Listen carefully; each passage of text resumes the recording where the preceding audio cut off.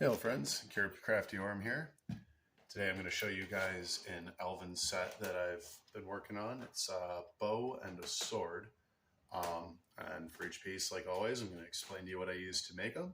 It's all just random recycled stuff, so let's have some fun. First I'm going to show you the sword. Now, these ones are not for kids. This is real metal. It's actually pretty sharp. The bow does have a real string. It actually operates on a spring system. It's a little bit more intricate. So I'm going to show you the sword first. The sword is made mostly out of steel body-wise, like the hilt and the spine here for the blade.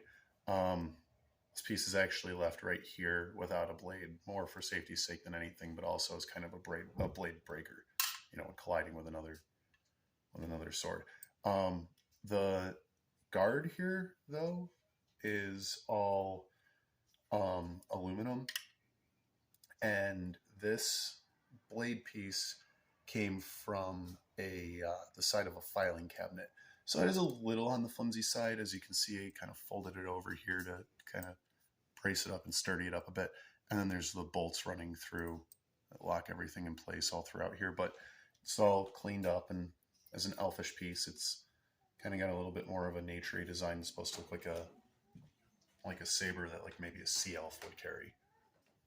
So there's the sword.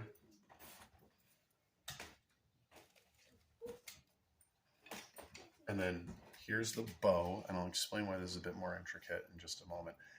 First of all, as you can see, the shape of the bow is kind of a more zigzaggy design, like a lightning bolt pattern. That is intentional. I have gotten a lot of questions about that, but it's because the arrow guide here and the string all line up at this point along this brace. It just makes for a cleaner, more accurate shot. Before I bent everything around and twisted it all out, it was perfectly flat. And what always ended up happening was the arrow would go way off to the right every time because it was putting too much pressure back here against the body of the bow. So this one, I said it has a spring. This is the spring. It starts here at this bump and goes all the way around through here and around back to this bump here. This bracing piece is actually the rest of that mop handle from the green dwarven bow that I've showed in, I believe, chapter 2. And the rest of this is actually all grapevine.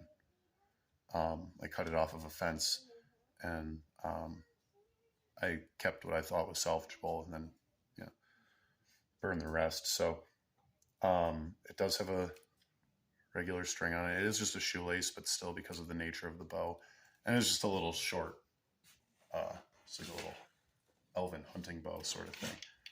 But like always, just to show you how well it fires.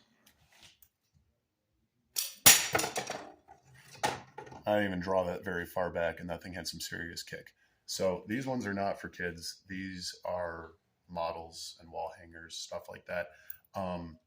My wife and I are both really interested in LARPing. Our kids are kind of being raised around a lot of that stuff too. So safety first is always our priority, but at the same time too, we do also make a lot of stuff that we expect well-versed adults to handle with their own best judgment and respect to safety.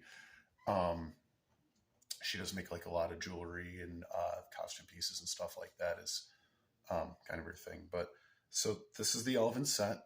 I look forward to showing you guys more pieces. Going to kind of branch away from bows a little bit now that I've showed you most of them.